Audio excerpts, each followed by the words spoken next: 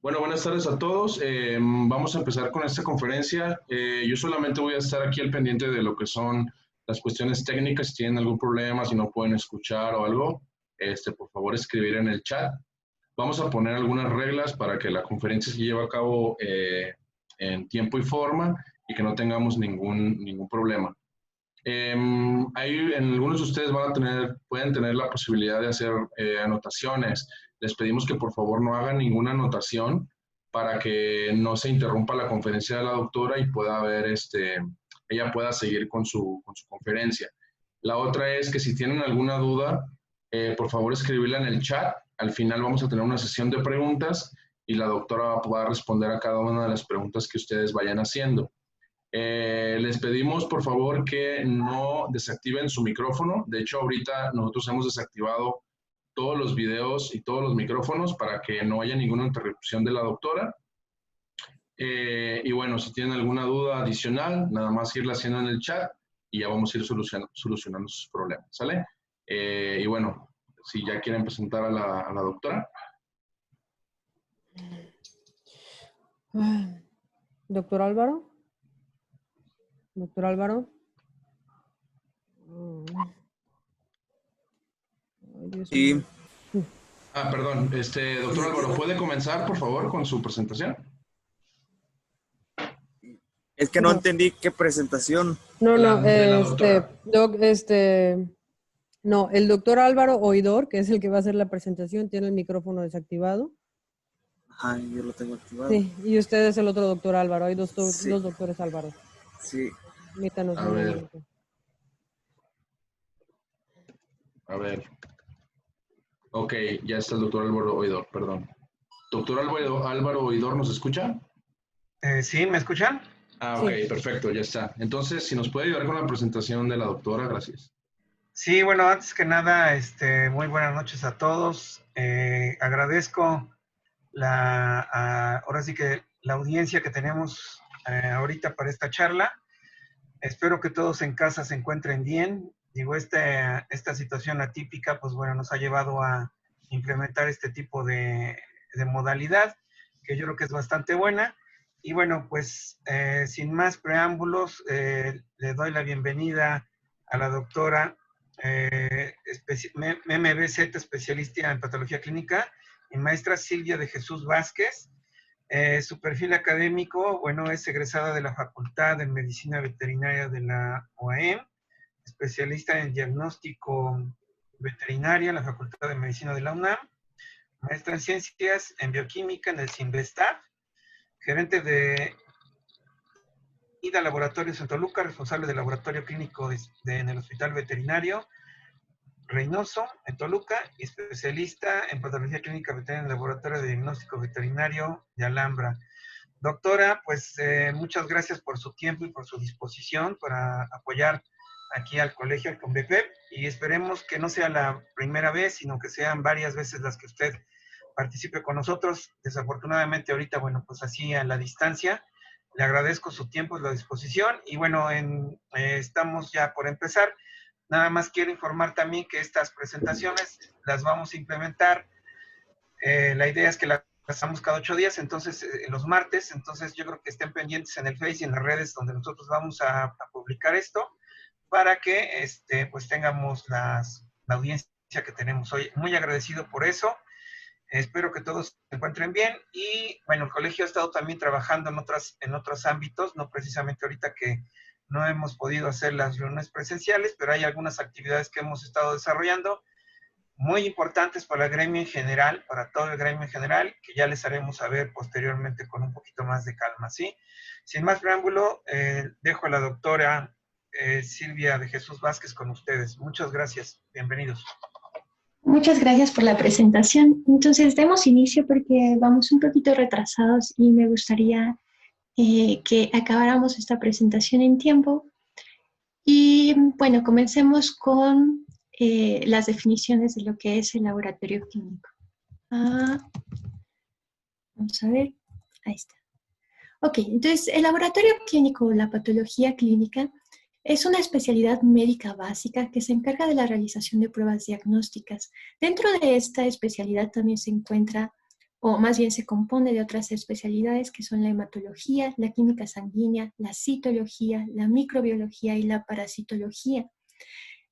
Estas especialidades estudian como componentes de los fluidos corporales, de las secreciones, excreciones o muestras obtenidas del paciente con una mínima invasión para obtener entonces un diagnóstico.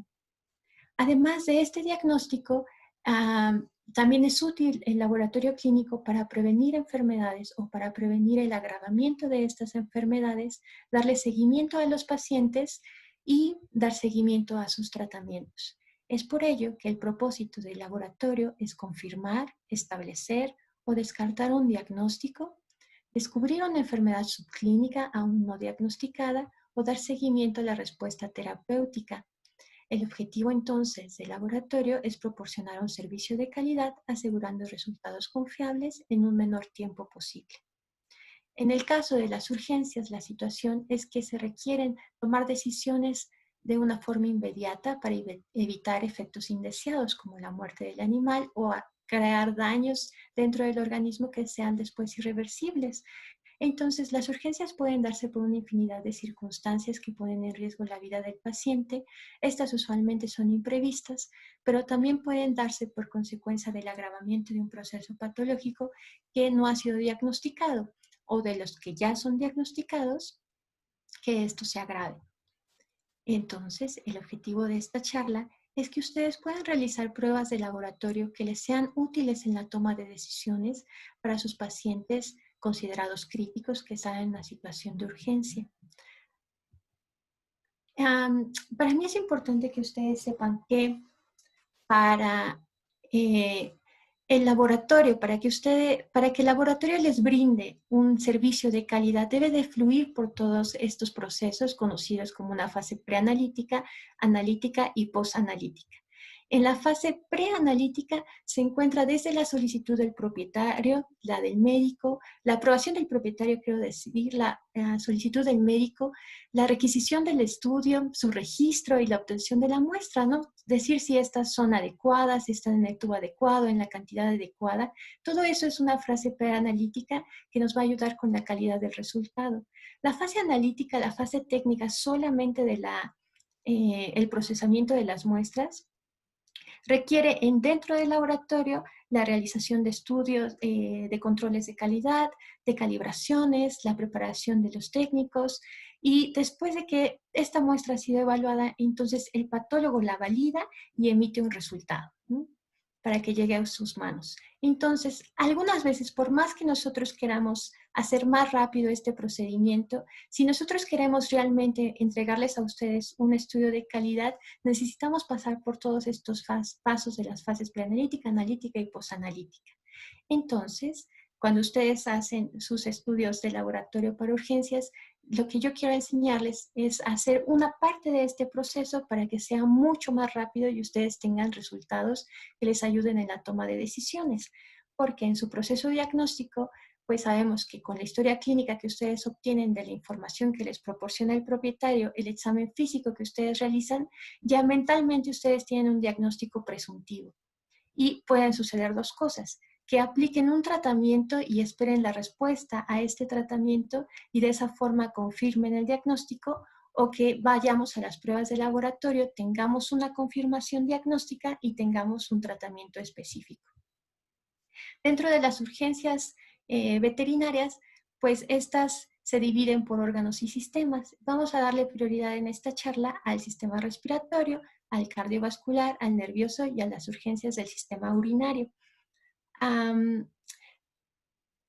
Los signos clínicos que se presentan en esta clase o en estos sistemas ustedes ya los conocen, ¿no? Por ejemplo, si tienen una urgencia respiratoria, usualmente la frecuencia, por supuesto, está alterada, hay taquipnea, hay respiración con la boca abierta, hay posición de ortopnea, mucosas cianóticas, respiración abdominal.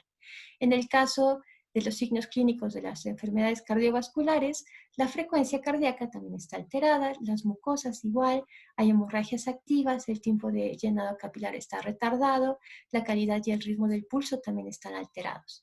En el caso del sistema nervioso, los signos clínicos usualmente se Evalúan por el estado mental, ya sea que el paciente se encuentre en estupor, coma, delirio, convulsiones o hiperexcitabilidad. Y en el caso del sistema urinario, las urgencias usualmente se refieren a obstrucciones, a la presencia de uroabdomen o hematuria. Lo que ustedes necesitan en su clínica o en su consultorio para realizar pruebas básicas en estas urgencias veterinarias son una centrífuga, un refractómetro, los tubos capilares, de preferencia que sean con heparina en este caso, un glucómetro y las tiras de orina. Este es el material básico para realizar los estudios de laboratorio iniciales en estas urgencias. Entonces, comencemos por las urgencias respiratorias. Digamos que tienen un paciente con dificultad respiratoria. Bueno, esto era un video, una disculpa, pero parece que no lo puedo activar. Vamos a ver. Doctora, si desactiva el puntero láser, tal vez pueda activarse el video. Aquí está, listo. Ahí está. Entonces, una respiración abdominal, posición de apnea, ¿no? Mucosas cianóticas. Y si ustedes toman una placa radiográfica, entonces lo que encuentran es que existe líquido en la cavidad torácica, ¿no? Lo siguiente que ustedes proceden a hacer es a liberar este líquido por una toracocentesis para que el paciente pueda respirar aún mejor. Pero ¿dónde se encuentra este líquido? Este líquido se encuentra en la cavidad pleural. La cavidad pleural está compuesto por una membrana serosa y tiene una parte parietal que está unido a la cavidad torácica y la parte que está unida a la parte visceral, que sería la parte del pulmón. Entonces, este espacio que queda es la cavidad pleural, donde se va a alojar este líquido. Este líquido se forma ya sea por la presión hidrostática, ¿no? De la parte visceral hay la presión del líquido y de la parte parietal también hay una presión del líquido. La diferencia de esto hace que se acumule líquido en esta zona. Ese líquido o esa cantidad de líquido que tenemos habitualmente o de forma normal ayuda a que se elimine la fricción del pulmón al momento de expandirse. Pero cuando estas presiones se incrementan o cuando la presión oncótica disminuye, entonces este líquido tiende a acumularse. Vamos a ver un poquito más sobre cómo funciona esto de las presiones para que entendamos cómo se desarrollan los líquidos. En la presión hidrostática es esa presión que viene con el flujo sanguíneo gracias al corazón y entonces llega a las arteriolas y esta presión hace que el líquido salga de la misma forma que si tuviéramos un globo y lo presionamos. Entonces esto hace una presión mayor. Si el globo tuviera una membrana semipermeable, el líquido saldría. En el caso de los vasos, esa presión o sí tiene una membrana semipermeable y esa presión hace que el líquido salga. Y en el lecho capilar esas presiones se igualan. La forma en que el líquido regresa es gracias a la presión coloidosmótica, es decir, que las moléculas que se encuentran de un lado de esa membrana, al ser más, hacen que el líquido, que el fluido se desplace a esta zona donde hay más moléculas. Eso entonces es la presión osmótica y está dada por las moléculas o por los coloides. Si esta presión se ejerce por las proteínas, se le conoce como presión oncótica. Esto quiere decir que de un lado del vaso tenemos más proteínas. En este caso, la más importante es la albúmina. Si tenemos más albúmina de este lado, entonces el agua que está en la periferia, en el intersticio o en este caso en la pleura, va a pasar hacia el vaso sanguíneo. Si tenemos una pérdida de proteínas, el líquido va a salir y es cuando se produce el edema o en este caso la acumulación de líquido dentro de la cavidad pleural. Conociendo tres tipos de presiones, la presión hidrostática, la coloidosmótica y la oncótica, ustedes pueden ya hacer una inferencia sobre la patología que está padeciendo su paciente en el momento de analizar este líquido. La clasificación de los líquidos es esta, ¿no? Tenemos trasudados simples, modificados, exudados, efusiones quilosas hemorrágicas y neoplásicas. Y la intención es que ustedes aprendan a clasificarlas con estos primeros pasos, ya que tenemos a nuestro paciente de urgencias. Entonces, los trasudados simples usualmente son claros a transparentes, no tienen color, son incoloros o a veces ligeramente amarillentos. En el caso de los trasudados modificados, la turbidez incrementa, al igual que el color se vuelve más intenso, y en el caso de los exudados, la turbidez es aún mayor. La diferencia principal que da entre el trasudado simple, modificado y el exudado la dan las proteínas. Las proteínas en el caso del exudado simple son bajas, usualmente menores a 3 gramos sobre litro. Los modificados son mayores y al igual que el exudado. La siguiente clasificación o lo siguiente que nos ayuda a clasificar entre exudados y trasudados es la cantidad de células. Esto ya lo haría el laboratorio, ¿no? La evaluación de los tipos celulares, pero ustedes en su clínica y en su consultorio pueden llegar a esta fase evaluando el aspecto físico del líquido y evaluando las proteínas o la densidad gracias al refractómetro. Entonces, con estos datos que acabamos de ver, ya podríamos decidir si nuestro líquido entra en estas características. ¿Es claro, transparente o es turbio? Y aquí lo tenemos, ¿no? El líquido claro, incoloro, nos da la idea de que se trata de un trasudado simple. Aun cuando tenga un poco de color, lo que vamos a hacer es medir las proteínas y decidimos en qué clasificación lo tenemos. La otra forma de evaluar el trasudado en cuestión de la turbidez es leyendo a través de él. Si nosotros podemos leer a través de él, la turbidez no existe. Si empieza a dificultarnos la lectura, entonces lo vamos clasificando como turbio una cruz. Si definitivamente no podemos leer a través de él, es turbio 3 cruces y la parte intermedia sería turbio 2 cruces. La presencia de flóculos o la presencia de proteínas, eso también nos ayuda a clasificarlo, ¿no? Estaríamos en esta parte. Tenemos presencia de coágulos, dados por la cantidad de proteínas, estaríamos pensando en trasudados modificados o exudados. Este es otro ejemplo de cómo se evalúa la turbidez, ¿no? Podemos leer, no necesariamente necesitamos un tubo, podemos leerlo a través de la jeringa, entonces de esa forma la evaluamos.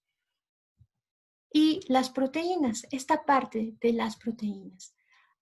Cuando ustedes tengan su refractómetro, verán que la escala, usualmente yo les recomiendo que compren ya un refractómetro de uso veterinario para que tengan la densidad diferenciada entre perros y gatos, la densidad urinaria, y siempre viene la escala además para proteínas.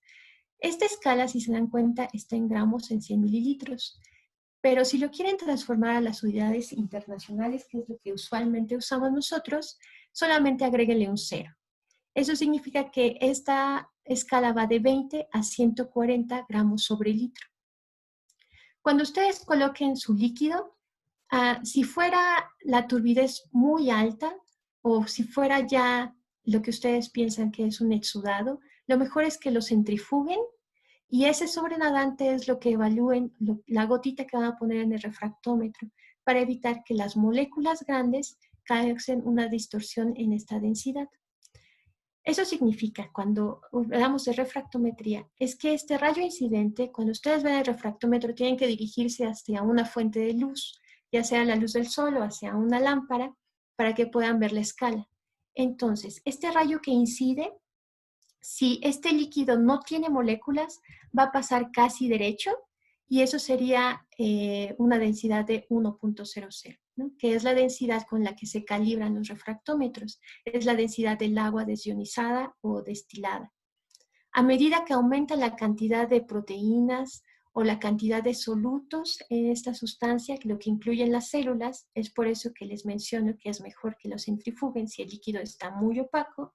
Entonces, este rayo se va a refractar y el ángulo se va a cerrar. De esa forma, la escala va a subir. ¿Cuál es el problema en esto? Que los refractómetros no llegan a escalas tan bajas para medir las proteínas. El refractómetro usualmente llega hasta 20 gramos sobre litro. Entonces, en la clínica, ustedes pueden apoyarse de la densidad para clasificarlo entre un trasudado simple o uno modificado o un exudado. Y ya después el laboratorio, cuando ustedes manden a analizar su líquido, les va a dar el valor preciso de las proteínas porque lo evaluamos por espectrofotometría y podemos determinar valores menores. Y les daremos el conteo celular y el tipo celular, pero si ustedes tienen ya estos datos, ya tienen un avance o la mitad del diagnóstico. En el caso de los exudados, pues ustedes saben que los procesos inflamatorios, ya sean infecciosos o no, van a liberar sustancias vasoactivas y quimiotácticas que harán que se atraigan más células inflamatorias, que se aumente la permeabilidad vascular y de esta forma salga el líquido hacia la cavidad. Los exudados pueden presentarse de forma espontánea, ser secundarios a heridas que penetren la cavidad torácica o la esofágica y que sean una extensión de la neumonía bacteriana. En el caso infeccioso, es importante que consideren no solamente a las bacterias, sino también a micosis, a virus o a enfermedades parasitarias. En el caso de cuerpos extraños o la perforación de la cavidad, es habitual que no encontremos el sitio de entrada. Usualmente la piel sella antes y el proceso se vuelve un proceso crónico y ya después se presenta el exudado. Es por eso que a veces entra en esta clasificación de espontáneo, porque realmente no podemos determinar la causa que provocó la inflamación. En el caso de las efusiones quilosas se refiere al acúmulo de quilo. Este líquido linfático que contiene triglicéridos, que tiene esta carga lipídica, puede ser roto los vasos sanguíneos, los vasos linfáticos, disculpen, por una causa idiopática, por una causa congénita, pueden ser secundarios a traumatismos, por la presencia de neoplasias, por cardiopatías, por enfermedades pericárdicas, también por la presencia de dirofilariasis o en las torsiones de lóbulos o hernias diafragmáticas. Todo esto es una causa mecánica, ¿no?, de la ruptura. Las causas iatrogénicas son secundarias a procesos médicos como las cirugías de esófago, la ligadura de los conductos arteriosos persistente o la cateterización en yugular. ¿Cómo se ve el quilo? Pues tiene un aspecto lechoso. Aquí lo único a considerar es que podría ser un kilo real o un pseudoquilo. Y la característica nos las va a dar la presencia de triglicéridos y eso ya lo haría el laboratorio. Pero solamente con el aspecto ya tenemos un avance sobre nuestro diagnóstico presuntivo. Entonces, solamente con la observación del líquido, ustedes ya podrían decirme si esto es un trasudado simple. Si colocan esta gota de líquido en el refractómetro, ya podríamos decidir entre si estos son trasudados simples o modificados. La cantidad de la turbidez de este líquido ya nos da para un exudado y si fuera rojo ya nos da para un líquido hemorrágico. Pero ¿qué tan severo sería en este caso del líquido hemorrágico? Lo que yo les recomiendo es que lo centrifuguen. El que sea rojo no necesariamente está hablando de que sea una hemorragia. Entonces la clave está en centrifugarlo y medirlo. Ustedes pueden usar una regla simple para evaluar este líquido y hacer una regla de 3. Como aquí tenemos un menisco, entonces ya de entrada tenemos un factor de error. Pero coloquen su regla, el punto inicial a la mitad del menisco y el 100% sería hasta donde llega el líquido. Hagamos la regla de 3 entonces. Si 6 es el 100%, hasta donde llegan los eritrocitos, en este caso sería 0.5, nos va a dar el valor de eritrocitos en porcentaje. Nosotros tenemos 8.3% de eritrocitos en esta muestra. Para que sea considerado una efusión hemorrágica, el valor debe estar arriba de 5. Entonces, en este caso, sí es una efusión hemorrágica. ¿Pero qué tan grave es? Si ustedes hacen un hematocrito, además, junto con su líquido, entonces podemos determinar la gravedad de esta efusión hemorrágica. Si el paciente tiene un hematocrito también bajo, aunque aquí pareciera que la hemorragia es leve, realmente para este paciente estamos en una situación crítica, porque tiene la misma cantidad de sangre circulando que la sangre que está dentro del líquido de la cavidad torácica. Entonces la hemorragia es activa. Por el contrario, si hacen un hematocrito y este es mayor que el del líquido, entonces la hemorragia es crónica, ya no se considera una hemorragia activa. Al momento de estar haciendo el dren, entonces, Ustedes ven esta clase de líquidos y ya tienen en mente que esto puede ser un exudado, ya sea séptico o no, o también podría ser un quilo, por ejemplo, si tiene un componente hemorrágico que le da esa coloración rosa. El resto de la información ya la dará el laboratorio. Otro problema cardiovascular serían las insuficiencias cardíacas, que se reflejan en el acúmulo de líquido en el abdomen conocido como líquido ascítico. Pero no es la única causa. Si nosotros hacemos el análisis del líquido, entonces podríamos saber cuál sería nuestra orientación diagnóstica. Empecemos por el trasudado simple. Nosotros ya sabemos que el trasudado simple se forma por la pérdida de la presión oncótica. Hay menos proteínas, entonces es más probable que este líquido ascítico sea secundario a la pérdida de proteínas por una enteropatía perdedora de proteínas, una nefropatía, por vómitos, por diarreas crónicos, y ya tenemos esa orientación de qué significa ese líquido. Pero si ese líquido es modificado, si ponemos nuestra gota en el refractómetro y este tiene proteínas o tiene una densidad alta, entonces nos olvidamos de esta presión oncótica y nos vamos hacia un diferencial que podría ser una insuficiencia cardíaca derecha. Descartando todo esto, también podríamos tener la opción de uroperitoneo, ¿no? La ruptura de la vejiga o la fuga de la orina a través de los uréteres o de la vejiga. No necesariamente se tiene que perder toda la estructura de la vejiga para que haya una fuga de orina. Muchas veces la vejiga podría estar y todavía nosotros podríamos verla por ultrasonido, pero la fuga ahí está, persiste y se da el acúmulo de líquido. Entonces nosotros necesitamos hacer otra clase de estudios, como la química sanguínea. Ahí encontraríamos que existe una insuficiencia renal aguda y el análisis de líquido encontraríamos que hay creatinina y potasio. Eso nos da el diagnóstico definitivo de uroperitoneo, pero el análisis inicial ustedes podrían sospecharlo. En el caso de hemoabdomen pasa la misma situación que con el hemotórax, usualmente es de un origen traumático o en ultrasonido ustedes confirmarían la presencia de estructuras tumorales, ya sea en vaso o en hígado, que son los órganos que tienen mayor cantidad de sangre que podría liberarse hacia el abdomen. En el caso de los quiloabdomen, usualmente son de origen traumático.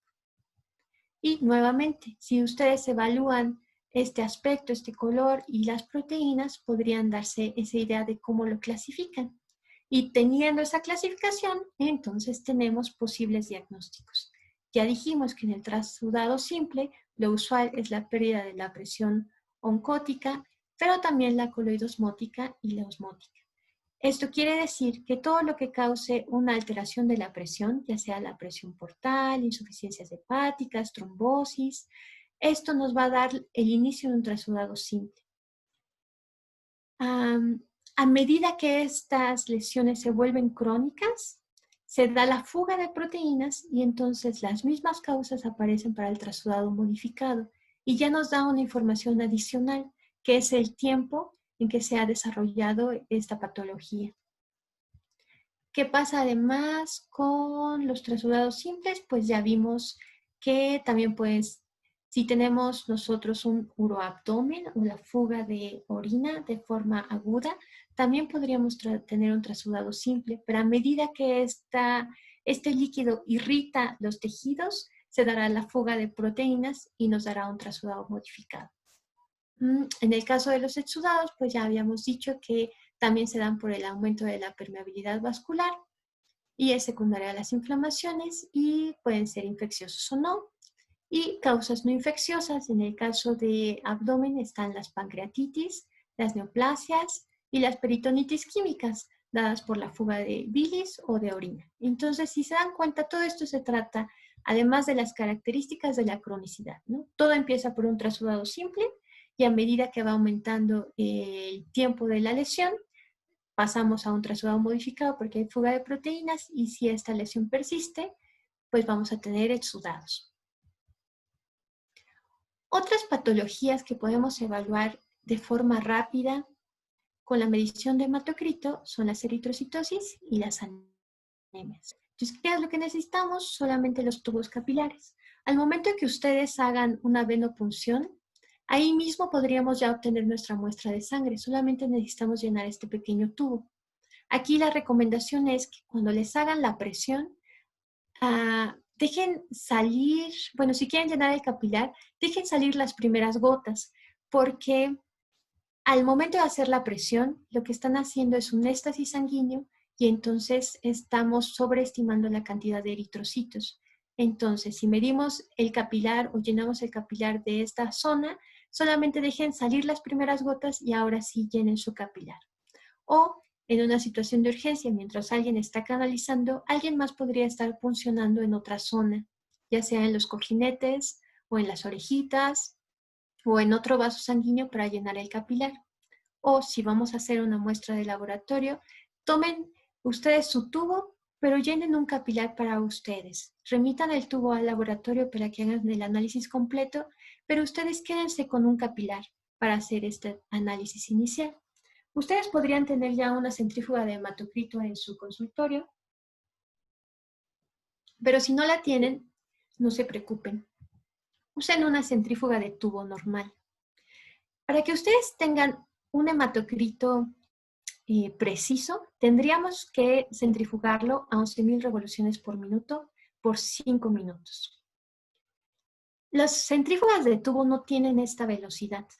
Entonces, lo que yo les recomiendo es que metan ese tubito de hematocrito a otro tubo vacío y lo centrifuguen a la máxima velocidad que da su centrífuga por 10 minutos. No vamos a tener resultados precisos del hematocrito, pero lo que queremos es información inicial, información que nos ayude a tomar decisiones. Podemos empezar haciendo pruebas. Entonces, hagan ustedes sus hematocritos, manden al laboratorio su muestra y hagan la comparación de qué hematocrito leen ustedes, qué hematocrito les da el laboratorio y saquen su factor de error. Porque lo único que nos interesa es tener una idea inicial, no exactamente la precisión. Si quisiéramos precisión, entonces es necesario que compren su centrífuga para hematocrito. Pero como queremos estas pruebas rápidas de laboratorio, yo les recomiendo eso. Hagan su centrífuga de tubo a la máxima velocidad, que usualmente son 5,000 revoluciones por minuto, y centrifuguen por 10 minutos. Ya que tienen, o una opción más, es que no usen el tubo capilar, sino la muestra de sangre completa en un tubo con EDTA. Entonces, lo importante aquí es que separemos las capas de la sangre. Ya separadas, entonces, los eritrocitos se van a ir al fondo. En medio va a quedar una capa conocida como capa leucoplaquetaria, que contiene a todos los leucocitos y las plaquetas, y el resto va a ser el plasma, donde se van a encontrar moléculas, todas las moléculas que vienen diluidas en la sangre. Para poder evaluar el hematocrito es nuevamente nuestro porcentaje a 100. Pueden tener una escala de hematocrito, colocan su tubo y donde inicia la sangre es el 0%, donde termina el plasma será el 100 y hasta donde llega los eritrocitos ese es su porcentaje de eritrocitos. Si no tienen una escala o un lector de hematocrito, usen nuevamente su regla. Vuelvan a colocar donde inicia el menisco a la mitad, donde termina el plasma, y entonces hagan su regla de 3. En este caso, llega hasta 9.5, que sería el 100%. La sangre llega hasta 4, entonces tenemos un hematocrito de 42%. Si ustedes lo quieren convertir a litro sobre litro, que son los valores que usamos en laboratorio clínico veterinario, lo único que hay que hacer es ponerle un punto decimal y sería 0.42 litros sobre litro. También pueden comprarse un lector de hematocrito o imprimirlo de internet y facilitar las cosas. Lo mismo, colocamos el inicio de los eritrocitos al 0%, al 100% donde acaba el plasma y donde llegan los eritrocitos sería su valor de hematocrito. Tomando en cuenta los valores de referencia, por abajo sería un paciente anémico y por arriba serían eritrocitosis. Otra cosa que podemos hacer con los hematocritos es evaluar el sobrenadante. Los pacientes perros y gatos, su sobrenadante es incoloro, no tiene ningún color. Entonces, en presencia de hemólisis, lo mismo se evalúa de 1 a 3 cruces. Ligeramente un color ligero se considera una cruz. Si el color es igual al de la sangre, se consideran 3 cruces y el intermedio serían 2 cruces. En el caso de la ictericia, igual la intensidad se da de 1 a 3 cruces.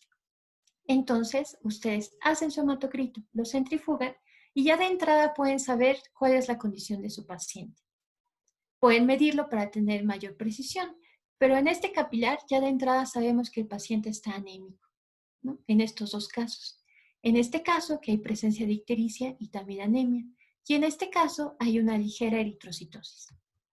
Solamente con la observación ya tenemos una información adicional. En el caso de la eritrocitosis, se clasifica entre relativa y absoluta. Las causas relativas se refieren a una variación en la cantidad de líquidos que se da por deshidratación. Se llama justamente relativa porque una vez que lo hidratan, esto desaparece. En el caso de las eritrocitosis transitorias, estas se dan por estrés agudo. Consideren que el vaso es como una esponja y es un reservorio de sangre. Entonces, el efecto de catecolaminas hace que el vaso se contraiga y entonces se libere la sangre a circulación. En el caso de urgencias, es probable que les lleguen pacientes con una hemorragia clara, ¿no? Una hemorragia activa. Ustedes hacen su hematocrito y no encuentran un paciente anémico, es porque existen los mecanismos compensatorios aún y uno de ellos es la contracción del vaso. Sin embargo, esta eritrocitosis transitoria por estrés agudo es temporal, suele durar alrededor de 20 minutos, máximo 40 minutos. Después de eso ya se comenzaría a disminuir la cantidad de eritrocitos y la anemia ya sería evidente. En el caso de la eritrocitosis absoluta, se divide en secundaria y primaria. Las causas primarias son neoplásicas, leucemias eritroides, y en el caso de las secundarias se dividen en apropiadas e inapropiadas. En el caso de las apropiadas se refiere a si esta eritrocitosis es secundaria a un problema de oxigenación. Si hay hipoxia, por ejemplo, en enfermedades cardíacas o en enfermedades pulmonares, se requiere de una mayor cantidad de eritrocitos para compensar esa falta de oxígeno. Por eso se llama apropiada, porque es apropiado que se produzca más eritropoyetina para producir más eritrocitos. En el caso de la eritrocitosis secundaria inapropiada, la producción de eritropoyetina es independiente a las necesidades del organismo y esto ocurre, por ejemplo, en las neoplasias productoras de eritropoyetina, ¿no? Como los carcinomas renales. ¿Por qué la eritrocitosis es una urgencia veterinaria? Uno, porque pues, nos da nuestro porcentaje de deshidratación, nos ayuda a saber en los casos de estrés agudo, como el que mencionamos de los pacientes que vienen, por ejemplo, politraumatizados, y nos ayuda a diferenciar entre enfermedades respiratorias y cardíacas, y además podemos tener signos de enfermedad renal, como en el caso del carcinoma renal que decíamos. Pero los signos clínicos que se presentan en urgencias veterinarias es porque esta cantidad de eritrocitos producen un síndrome conocido como hiperviscosidad. Entonces, la sangre se vuelve más lenta en el flujo y esto produce una disminución en la perfusión, hemorragias, trombosis, signos nerviosos que podrían manifestarse como letargia, ataxia, ceguera repentina y convulsiones. Por otro lado, en el caso de anemia, los eritrocitos, o la definición de anemia, es que los eritrocitos cuantitativa o cualitativamente son insuficientes para suministrar el oxígeno. La definición de anemia la da una disminución en la hemoglobina, del hematocrito o de los eritrocitos. En el caso de las pruebas rápidas, nosotros contamos con el hematocrito para clasificarla. El laboratorio dará una clasificación de severidad en base al porcentaje del hematocrito. Nos dará los índices eritrocitarios que se refieren al volumen corpuscular medio y a la concentración media de hemoglobina corpuscular. Nos dará la respuesta medular, la cantidad de regeneración, la cantidad de reticulocitos presentes en la muestra y en conjunto con la anamnesis nos pueden dar la causa patofisiológica, es decir, la causa de la anemia. Pero en nuestra prueba rápida nosotros podemos concentrarnos en la severidad y eso ya es bastante información. Esta es la clasificación de la severidad de las anemias, en el caso de perros y gatos. Una anemia ligera va de 0.30 a 0.36 en perros, en gatos de 0.20 a 0.26. moderada de 20 a 29, en gatos de 14 a 19, y estas anemias severas o muy severas ya necesitan o ya requieren la intervención, por ejemplo, de una transfusión sanguínea. Entonces, cuando ustedes hagan su hematocrito, ya pueden saber si estamos buscando ya un donador o no para este paciente, que sería el caso de estos capilares. ¿Qué información adicional nos dan los capilares ya centrifugados? La concentración de los solutos. En esta parte del plasma ya dijimos que se acumulan todas las sustancias que viven en la sangre, ¿no? Eso incluye las proteínas y moléculas grandes que también se pueden ver en el refractómetro, que son la urea, el colesterol y la glucosa. Estos también causan la refracción de la luz, ¿ok? Entonces, estas moléculas grandes también podrían incrementar este valor y no necesariamente ser proteínas. Entonces, solamente es un detalle que quiero que consideren, que tengan en cuenta. Y hablando de proteínas, haciendo una correlación con el hematocrito, entonces podríamos ya tener diagnósticos diferenciales. Esta tabla la podemos dejar tal vez en un link para ustedes o mandárselas por correo para que tengan más tiempo de análisis para ver cómo se pueden correlacionar tanto el hematocrito con las proteínas y tener ya un diagnóstico. Pero veamos por ahora solamente algunos ejemplos. Digamos que tenemos un hematocrito alto y las proteínas que estamos viendo en el refractómetro también son altas, entonces significa que todos los componentes se incrementaron. Si todos los componentes se incrementaron es porque hay menos cantidad de líquido. Entonces nuestro diagnóstico es una eritrocitosis relativa por hemoconcentración. En el caso de que haya un hematocrito normal, con proteínas normales, ya habíamos dicho el ejemplo de las hemorragias agudas, donde esto no se altera hasta tiempo después. ¿Cuándo va a pasar eso? Cuando el hematocrito baje, y si las proteínas bajan también, entonces ya sabemos que todos los componentes se están perdiendo. Estamos hablando de hemorragias externas, hemorragias que están saliendo del cuerpo, la sangre está saliendo del cuerpo, entonces todo se está perdiendo. A diferencia, por ejemplo, de si tenemos un hematocrito bajo, pero las proteínas están incluso altas o normales, la hemorragia podría ser cavitaria, como lo que vimos de hemoabdomen o de hemotórax. Entonces, bueno, aquí para ejemplificar lo que hemos dicho, tenemos un caso clínico. Algunas veces es difícil diferenciar entre la palidez o la ictericia. En este caso, pues las mucosas se ven pálidas, pero no sé si ustedes notan una ligera tonalidad amarilla. Pues como tenemos esa duda, lo podemos corroborar al momento de hacer el hematocrito. Este paciente es un gatito que es rescatado de la calle y fue llevado al hospital porque tiene una lesión en la pata que es una lesión purulenta. Pero al momento de hacer el examen general se dan cuenta de que el paciente está deprimido y esta coloración de mucosas. El médico decide hacer un hematocrito de urgencia para evaluar qué es eso, ¿es palidez o es ictericia? Y hace este hematocrito, ¿ok? Entonces, nuevamente nuestra escala y el hematocrito se encuentra en 0.14 litros sobre litro. Con este valor ya entra en una anemia que está en el límite de moderada, ya tendiendo a severa. Pero esto le da pauta al médico para ir solicitando al propietario un donador. Esto sucede en la mañana. Para la tarde se vuelve a tomar la muestra para hacer las pruebas cruzadas y se dan cuenta que el hematocrito disminuyó hasta 10, 0.10 litros sobre litro. En cuestión de horas, perdimos 4 unidades de hematocrito. Esto se vuelve una situación aún más crítica. Si el paciente ya estaba grave, en este momento ya entra en una situación de pérdidas continuas. La ictericia incluso tal vez aquí la noten un poco más.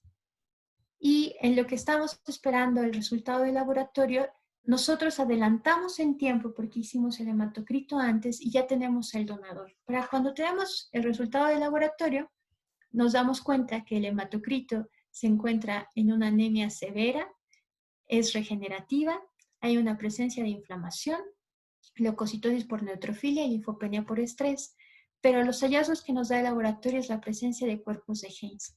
Los cuerpos de Heinz son por daño oxidativo, aquí vistos en dos tinciones, tinción de Wright y azul de Crecil brillante, ¿no? Que son estas bolitas. Pero entonces, nosotros ya tenemos el diagnóstico, pero la ventaja de haber hecho el hematocrito antes es que pudimos salvar al gato de una crisis hemolítica teniendo ya al donador. Y este gatito, por supuesto, se recupera de una forma favorable y es adoptado por la familia. ¿Qué otra cosa podemos saber de los hematocritos al momento de centrifugarlos? La capa leucoplaquetaria. Esta pequeña franja blanca que se ve, si ustedes encuentran franjas de este tamaño, entonces ya pueden dar por supuesto que están incrementadas o las plaquetas o los leucocitos. En este caso, hay presencia de anemia adicional. Este capilar es el capilar de un gato. Hematocritos de estos valores, con esta capa leucoplaquetaria tan grande, nuestro diagnóstico diferencial se va hacia una leucemia. Y ya tenemos esta información previa al estudio de laboratorio completo. ¿Qué otra cosa quiero contarles? Es sobre la hemólisis. Esta muestra o estas muestras son del mismo paciente. Estos tubos fueron tomados para proloterapia. Entonces, mi intención es mostrarles que la hemólisis no siempre representa gravedad, también es un artefacto de la toma de muestra. Entonces, todos estos tubos fueron tomados con el mismo vacutainer, pero algunos se encuentran hemolizados. Entonces, solamente como nota para que lo tomen en cuenta al momento de evaluar el color de su plasma. Este paciente, por ejemplo, la ictericia es evidente, al igual que en este, ¿no? Las mucosas están ictéricas. Entonces, nosotros hacemos un capilar y esto nos va a ayudar a diferenciar entre si tenemos una crisis hemolítica o tenemos una enfermedad hepática. Si tenemos ictericia y anemia, entonces nos podemos inclinar más por una enfermedad hemolítica. Ustedes pueden poner adicionalmente una gota de esta sangre en un portaobjetos y si ustedes notan la aglutinación, entonces ya pueden deducir que se trata de una anemia hemolítica y esperar el resultado del laboratorio para confirmarlo. En el laboratorio entonces evaluarán el frotis, harán pruebas de aglutinación para estar seguros de este diagnóstico. Además de los pacientes con crisis hemolíticas pueden estar ictéricos o hemolizados. Pueden suceder ambas condiciones. Entonces, nuevamente el recordatorio. El que la sangre esté hemolizada no es indicativo de anemias hemolíticas. Pero si ustedes centrifugan el tubo y además hay anemia, entonces es muy probable que se trate de una crisis hemolítica. Si tenemos una crisis hemolítica severa, incluso en el tubo, se nota la aglutinación y entonces ustedes pueden darse cuenta solamente con esa observación. En otros pacientes, cuando ustedes toman la muestra sanguínea para una química, incluso esta se separa con una gran velocidad y eso también nos da pauta para saber que el paciente está anémico y lo pueden considerar una prueba de laboratorio rápida. Nuevamente, otro ejemplo de aglutinación en tubo y de aglutinación en un portaobjeto. Muy bien, entonces si nosotros sabemos que el paciente requiere una transfusión sanguínea, este es un tema complicado para nosotros porque usualmente hacemos pedir las pruebas cruzadas al laboratorio y estas pueden demorar un poco y nosotros tenemos una urgencia. Entonces les traigo la técnica para hacer pruebas cruzadas rápidas. ¿Qué es lo que tenemos que hacer? Tenemos que tener un tubo de vidrio y colocar 1 mililitro de solución salina. Se añaden 2 gotas de sangre del donante. Esto es sin centrifugar, las gotas de sangre, 2. Y después añadimos 2 gotas del suero del receptor. De este tubo ya centrifugado tomamos solamente 2 gotas. Las mezclamos, las centrifugamos a baja velocidad y observamos si la hemólisis incrementa, entonces eso ya es malo. Queda descartado ese donador. Después lo resuspendemos, agitamos suavemente y miramos la macroaglutinación, que es esa presencia de grumos. Si hay aglutinación, entonces el donador es descartado.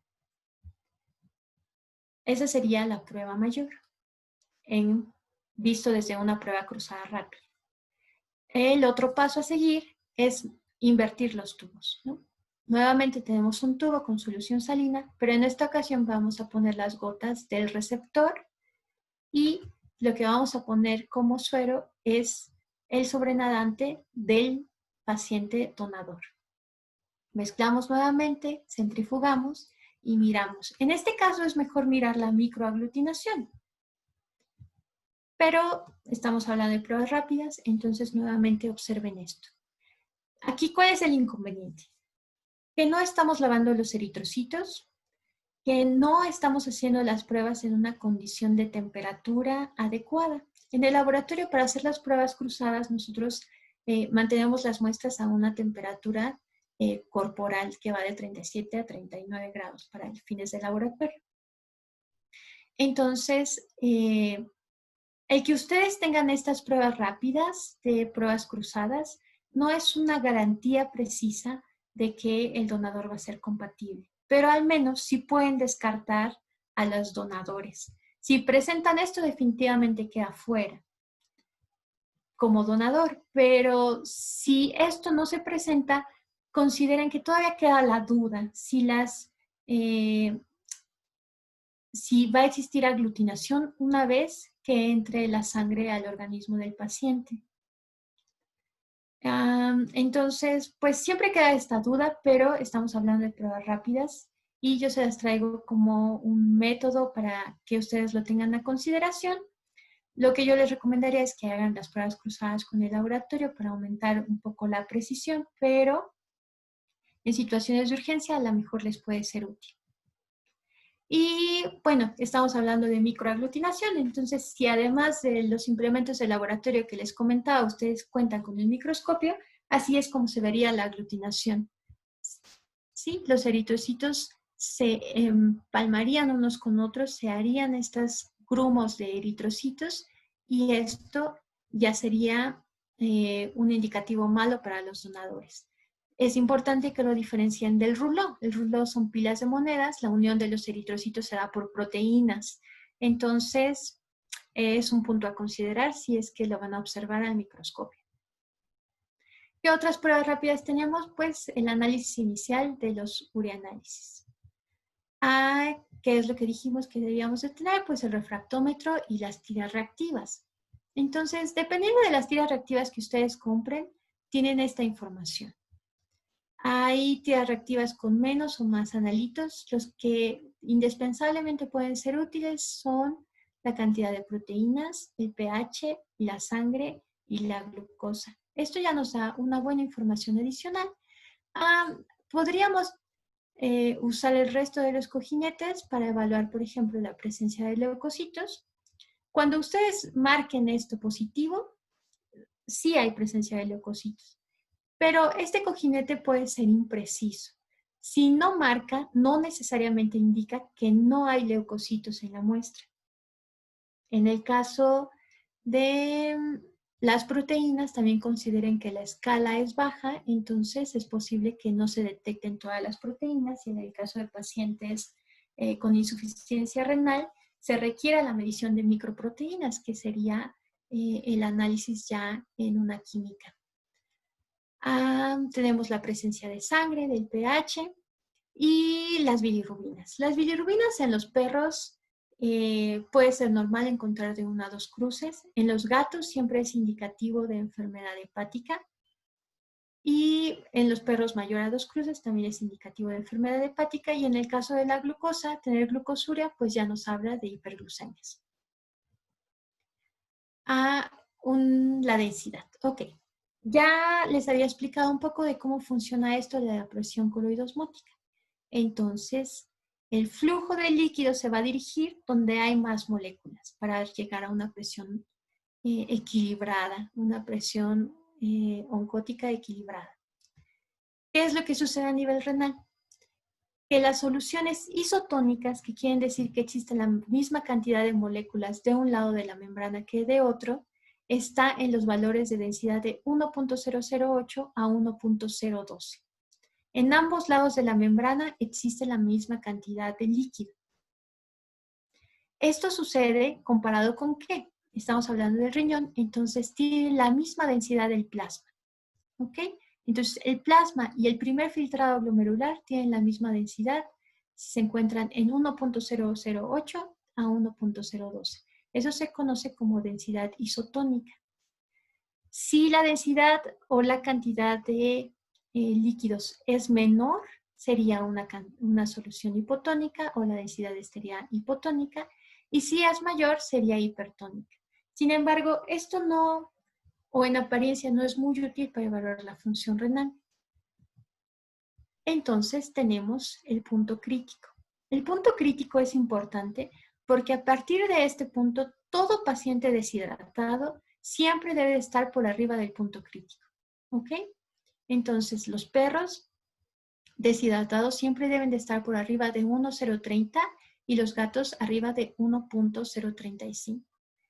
Ustedes tienen una evidencia clínica de deshidratación y la densidad debe de estar en este rango, más arriba de este rango, para considerar que tiene una función renal adecuada. Si este valor es menor, entonces ya estamos sospechando en un paciente deshidratado de enfermedad renal.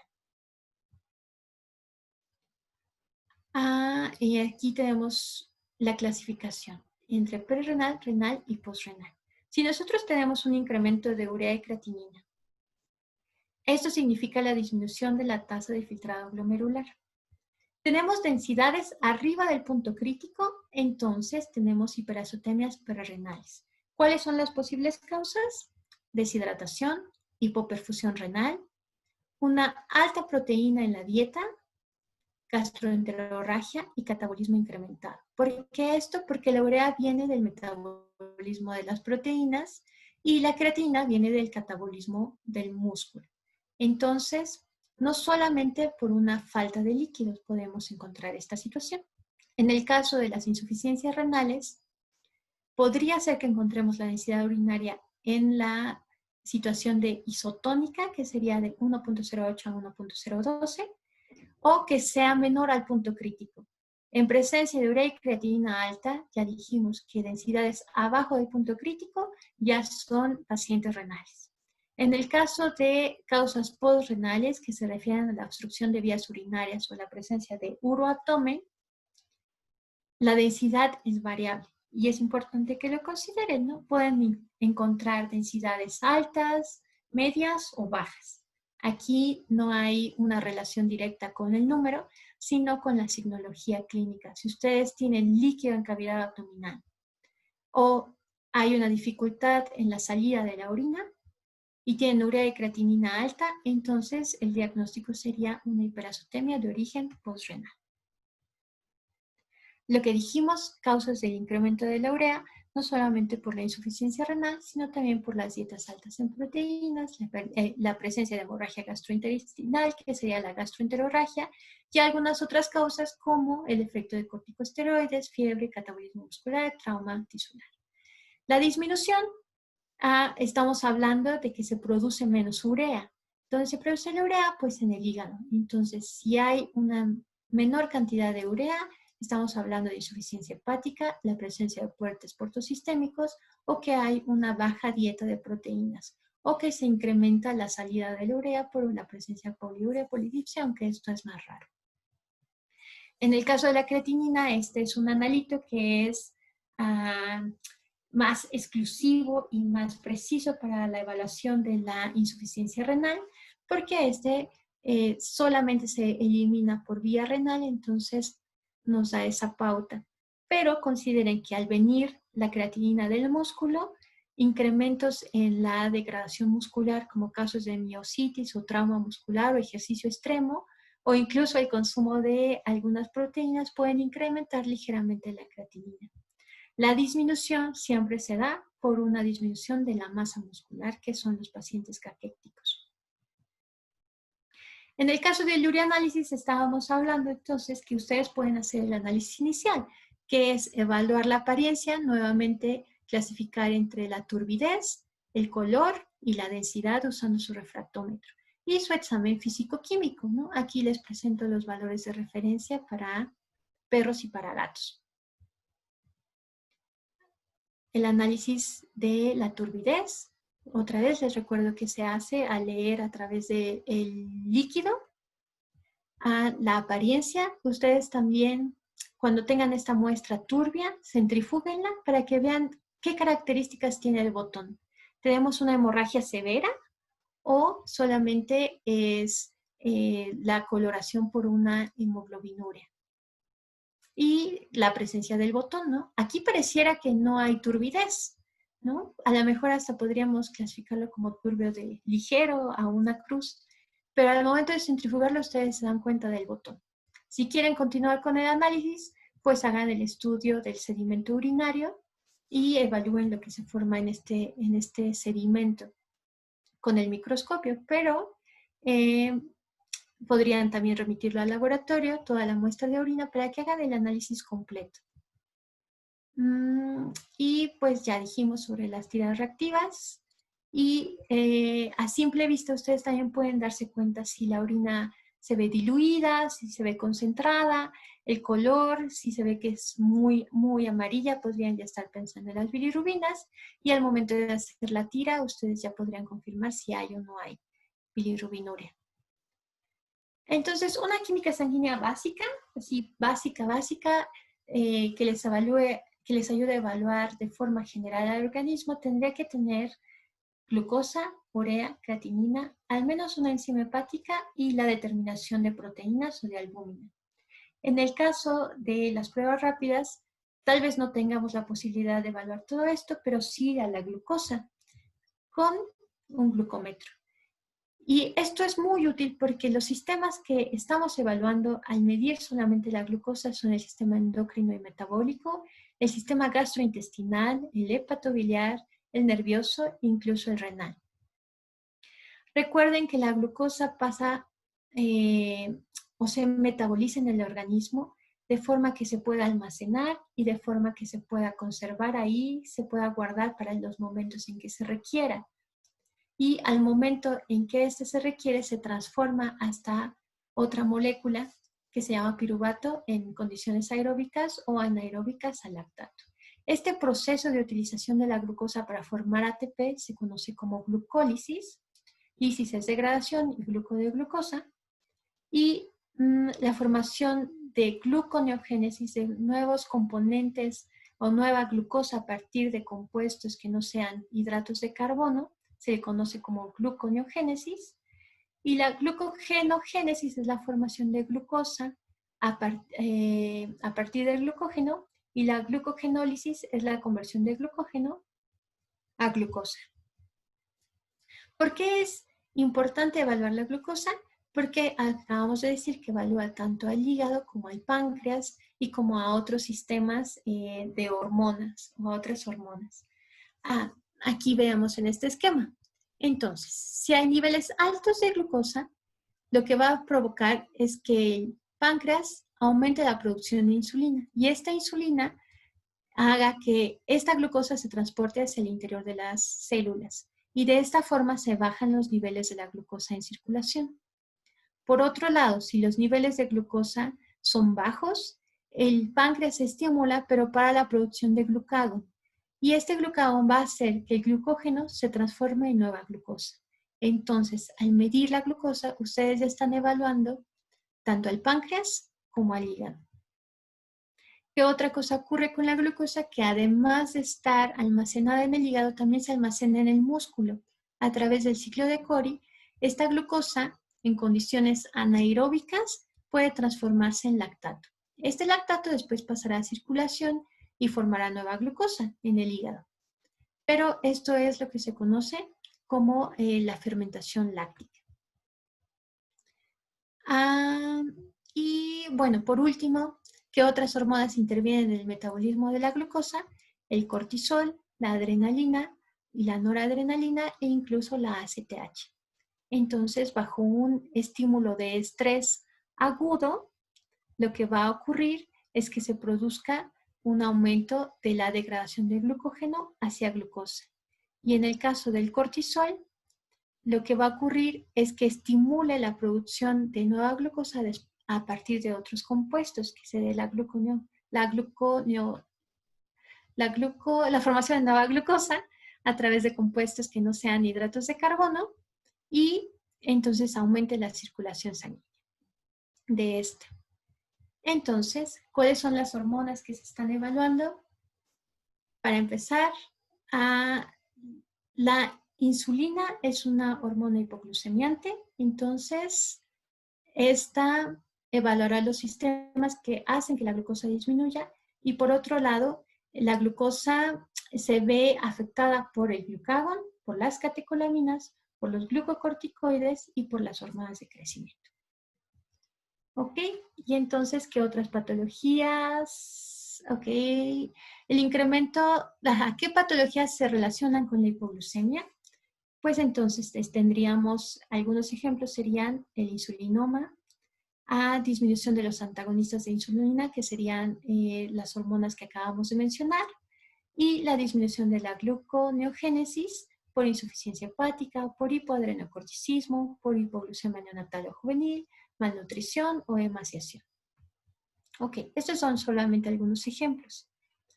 ¿Qué otras patologías tenemos? El incremento exacerbado de la utilización de glucosa puede darse en ejercicio extremo o en presencia de leucocitosis marcadas, como en las piómetras, por ejemplo, o en las eritrocitosis que acabamos de mencionar, ¿no? Todas estas pueden provocar que se disminuyan los niveles de glucosa. Otras patologías hipoglucemiantes son la sepsis, por ejemplo, por la presencia de endotoxinas y pues otras causas un poco más raras, pero igual incluyen neoplasias, la falla renal aguda o las hipoglucemias por fármacos, si en su historia clínica ustedes tienen la administración de estos. Ahora, ¿cuáles son los valores críticos? Tener la glucosa alta no es considerada una situación de urgencia. Realmente el paciente no va a entrar en crisis. Las crisis suceden con los valores críticos hacia abajo. Entonces, si ustedes tienen valores medidos en unidades convencionales o estadounidenses en miligramos por decilitro, preocúpense cuando tengan glucemias menores a 40 o si lo tienen en unidades internacionales menores a 2.22. En el caso de los perros y los gatos, aquí tienen los valores normales o los valores de referencia y los valores altos, pues arriba de estos valores de referencia, pero consideren que los glucómetros no llegan a medir valores tan altos. Usualmente valores así de altos, por arriba de 500 miligramos por decilitro o 400 es su límite de detección de los glucómetros. Y también consideren este porcentaje de error. La técnica que utilizan los glucómetros es a través de un electrodo. Entonces puede ser que exista una variación entre su glucómetro y el valor que les dé una química sanguínea que ocupa la espectrofotometría. Entonces no se preocupen si existe una variación entre lo que ustedes determinan con su glucómetro y lo que les da el laboratorio, porque siempre puede existir ese factor de error por la técnica que se está utilizando. Y bueno, eso sería todo por mi parte. En estas fotografías, pues, para mí es importante considerar cómo estos animales de compañía están en todas las etapas de nuestra vida y sin importar la situación en la que nos encontremos, los veterinarios o nosotros como veterinarios siempre procuramos su bienestar. Ahora en esta situación en la que nos encontramos con esta pandemia, nosotros seguimos preparándonos, seguimos trabajando, porque lo que nos interesa realmente es conservar la vida, ¿no? La vida de los pacientes y de una u otra forma tocar la vida de las personas, de los propietarios.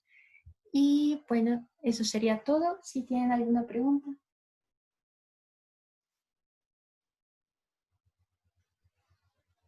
Hola.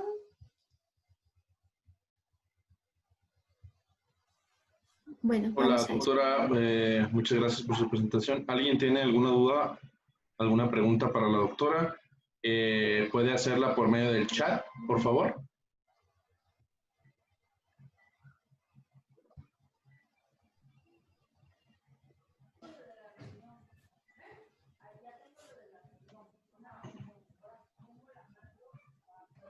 Doctora Mónica, ¿quiere agregar algo?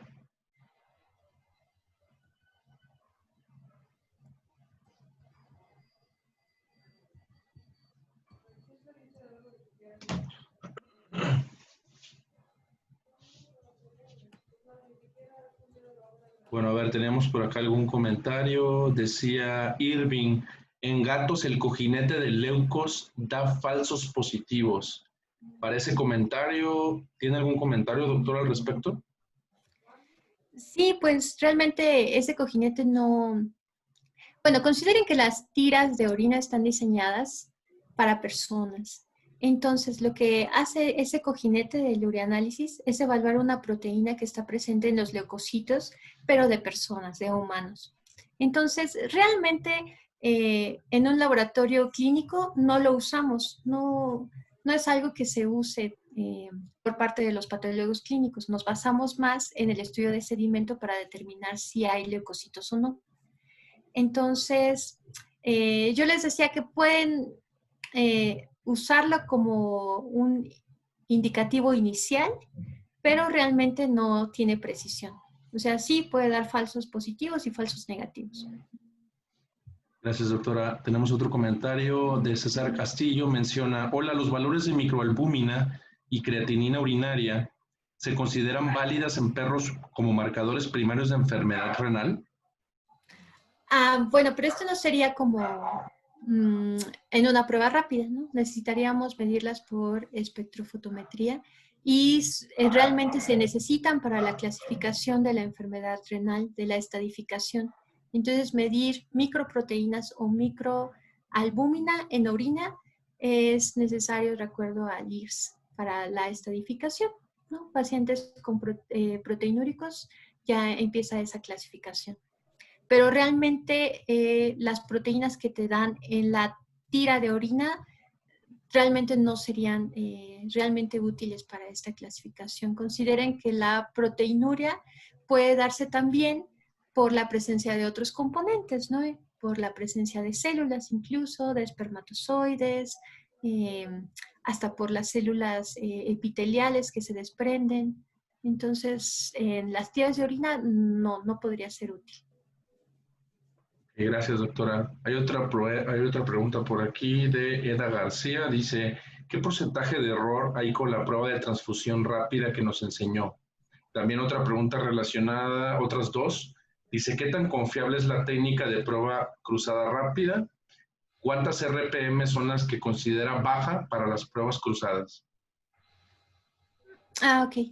Las revoluciones por minuto serían 1500. 1500 revoluciones por minuto por 5 minutos. ¿Y cuál es el porcentaje de error para estas pruebas rápidas? Pues es alto. Realmente lo que les decía es que podrían considerarlo sobre todo para descartar pacientes. Si su paciente aglutina, definitivamente es una aglutinación real, entonces su donador queda descartado. Pero si no aglutina, entonces queda la duda. Realmente habría que hacer las pruebas cruzadas completas. Pero en una situación de urgencia, entonces aquí es donde ustedes ponderan, ¿no? O sea, a mí como me ha tocado vivir en las experiencias en los hospitales, entonces a veces la situación es realmente crítica, ¿no? Y se notifica al propietario, se dice, o sea, existen estos efectos secundarios y existe esta posibilidad, pero también está la vida del paciente. Entonces, hacemos esta prueba rápida que tiene un porcentaje de error realmente alto, pero puede ser de ayuda para el paciente. O no, ¿no? Entonces, realmente ya es una ponderación de ustedes. Pero lo mejor sería que hicieran ustedes su capilar, vieran, como en el caso del gatito que les presenté, ¿no? Vieran la gravedad de la situación y entonces ya están tomando decisiones de conseguir al donador, de mandar incluso ya sus pruebas cruzadas al laboratorio, para que en el menor tiempo posible les entreguen el resultado, ¿no? Pero consideren que estas pruebas cruzadas pues siempre lleva tiempo entre remitir la muestra al laboratorio, que estos la procesen y les regresen el resultado. Pero sin duda es mucho mejor a hacer la prueba rápida en su consultorio. Entonces, en resumen, sobre todo les serviría para descartar donadores. Gracias, doctora. Tenemos otra pregunta. Dice, para medir la glucosa usando el glucómetro, ¿cuál sería el mejor lugar para la toma de sangre? Ah, ok. Bueno, en mi opinión lo mejor sería si lo hacen directamente de una vena central, porque bueno, no sé, sí central, como al momento en que ustedes funcionan nuevamente para hacer una punción de las venoclisis, para hacer la cateterización, o si toman directamente con una jeringa de insulina en un vaso sanguíneo, como una toma de muestra, eso a mí me parece mucho mejor, porque en los capilares, en las orejas o en los cojinetes plantares, sí hay ciertas variaciones. Entonces, tal vez les dé un poquito más de precisión. Y también el tamaño de la gota es importante. Ah, por experiencia, cuando intentan puncionar, ya sea en las orejas o en los cojinetes, usualmente tienen que hacer una punción muy fuerte y aún así la gota que ustedes obtienen no es suficiente para llenar un glucómetro de uso humano. Entonces, si ya estamos canalizando o si ya estamos tomando una muestra de sangre que se va a ir al laboratorio, entonces a mí me parece mucho más fácil que tomen una pequeña gota de esa muestra de sangre o de esa canalización para venoclisis para llenar su glucómetro. Gracias, doctora. Hay otra pregunta por aquí. Dice, hola, diferencias entre las presiones, por favor. Se refiere a la osmótica, oncótica e hidrostática. Ok, entonces la presión hidrostática tiene que ver con el agua, ¿no? Exclusivamente con la fuerza con que llega ese líquido al vaso sanguíneo. Entonces, por eso es de hidro, ¿no? De la cantidad del flujo. La presión coloidosmótica tiene que ver con las moléculas, con los coloides. Entonces, el flujo se va a dirigir hacia donde haya más moléculas. Y la oncótica tiene que ver con proteínas. Y de estas principalmente con la albúmina. El flujo de líquido se va a dar donde haya más cantidad de proteínas. Ese sería el resumen realmente. Gracias, doctora. Otra pregunta dice, entonces si hay hileras como si fueran monedas, me imagino que se refiere al ruló, ¿sí puedo hacer la transfusión? Sí, el rulón no es, el rulón no es aglutinación, ¿no? El rulón se da por la presencia de proteínas sobre la superficie de la membrana de eritrocitos y entonces hace que estos se adhieran. Nosotros en laboratorio hacemos diluciones adicionales para hacer que estas proteínas se separen. Entonces, en las pruebas cruzadas lo que se hace es lavar los eritrocitos. Estamos limpiándolos de esas proteínas de superficie justamente para que ese ruló o esa pseudoaglutinación no nos cree un artefacto en la visualización.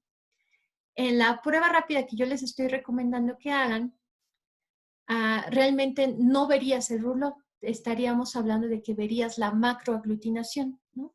Si tú ves macroaglutinación, si ves esos grumos que se ven macroscópicamente, el paciente queda descartado como donador. La única forma en que veas el ruló es por microscopía.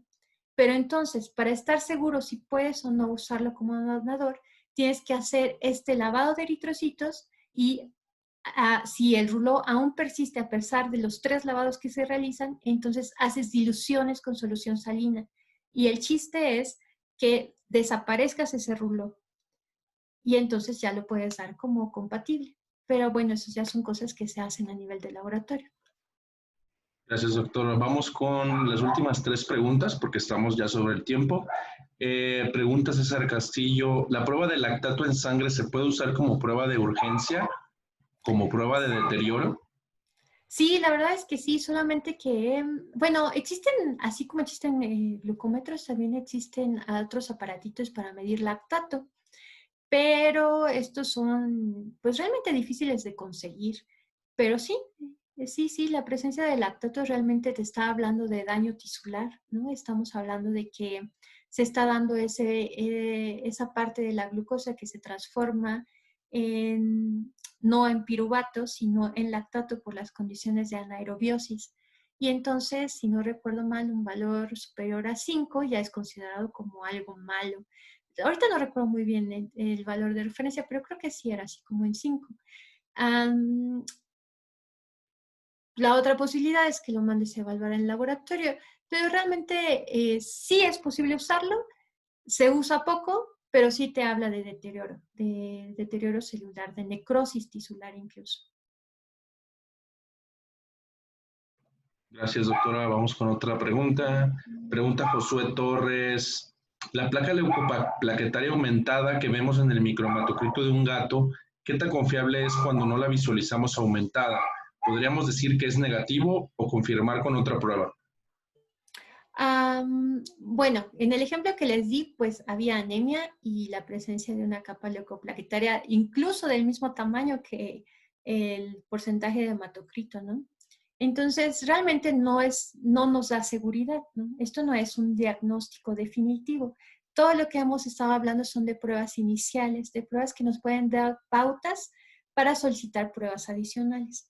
Entonces, sí, si tú encuentras una capa leucoplaquetaria así de grande, con una historia clínica sugerente, ya podrías estar pensando en mandar a hacer de una vez la prueba de leucemia y no esperarte hasta el resultado de la biometría, por ejemplo.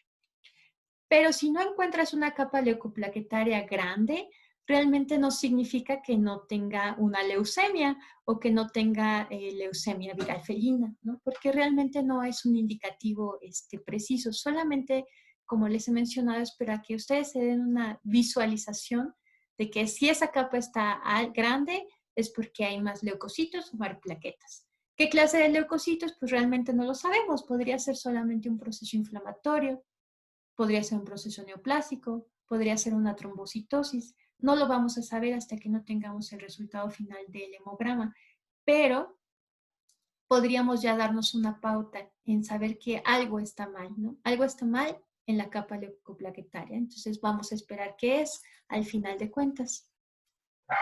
Gracias, doctora. Otra pregunta. Para realizar un frotis, ¿es mejor usar sangre con EDTA o sin EDTA? Pues lo mejor es que sea con EDTA. Pero si tú tienes a tu paciente, tienes un tubo capilar ahí y lo vas a hacer de inmediato, o sea, si no te vas a tardar nada en hacer tu frotis, es posible que te salga. Porque aquí el problema de hacer el frotis sin anticoagulante es que la sangre se coagula rápido, ¿no? Entonces ya no podrías hacerlo o sea, ya tendrías problemas al momento de realizarlo.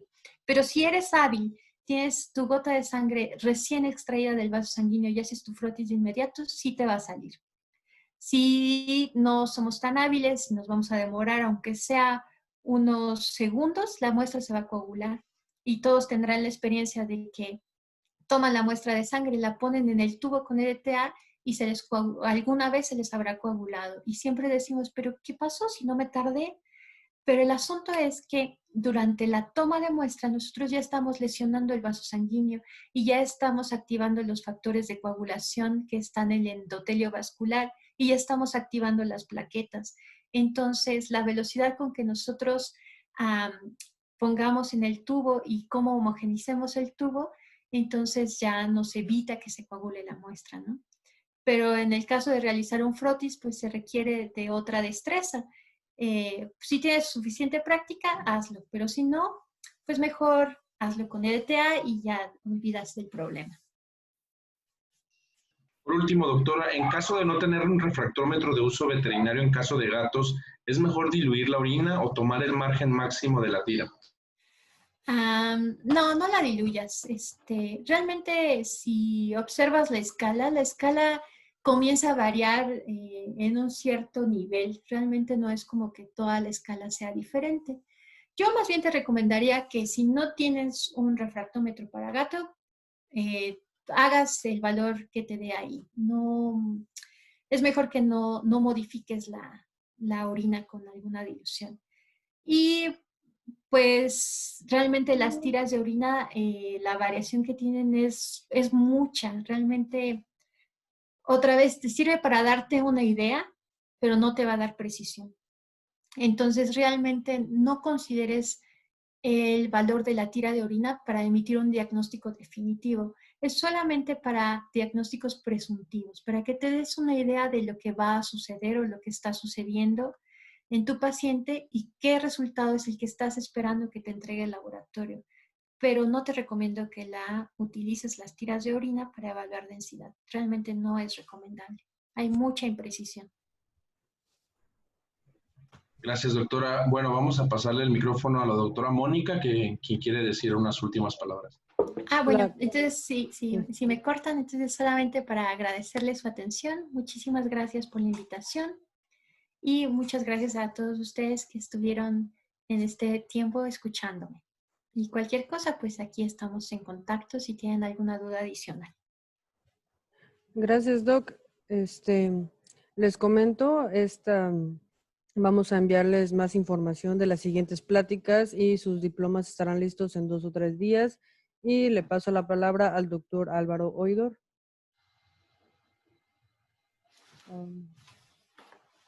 A ver. ¿Sí? ¿Ya me escuchan? Sí.